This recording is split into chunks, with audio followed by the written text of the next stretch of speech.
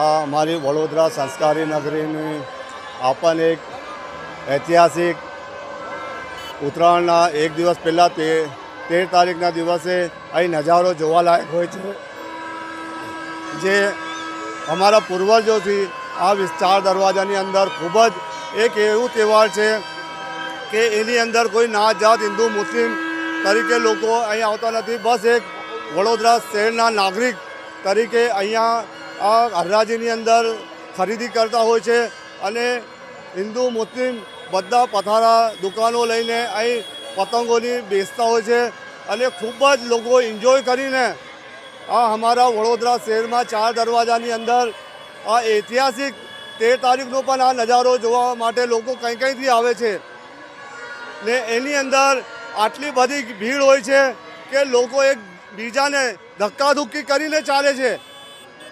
એની બાવજૂદ પણ અહીંયા કોઈ તકરાર કે કોઈ ભેદભાવ થયા વગર આ 13 તારીખનો આ જલસો જોવા મળે છે. બાપુ, ચાઇના દોરથી લોકોના ગળા કપાય છે, પક્ષીઓને ઈજાઓ થાય છે, આ માટે શું સંદેશો આપશો?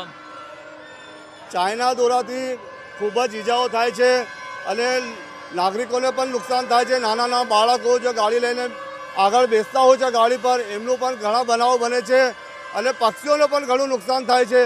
તો એક આપણે ઇન્સાનિયતની નાતે આપણે પોતે જે પોલીસ શાસન કે જે પણ સરકારી સાધન જે આપણને રોકે છે, તો હું તો કહું છું કે એમના પહેલાં આપણે પોતે આ વિચારીને આ દોરાથી દૂર રહેવું જોઈએ, આનો ઉપયોગ જ નહીં કરવો જોઈએ. કેમ કે વર્ષોથી આપણે પતંગો તો બળાવતા હોય છે અને આપણો જે દેશી દોરો છે એ સરસ રીતે આપણે મજા આપે છે. આપનો પરિચય? હાજી દસ્તગીર સાહેબ, ગોલુબાપુ મસ્તાન ભવની દરગાહ.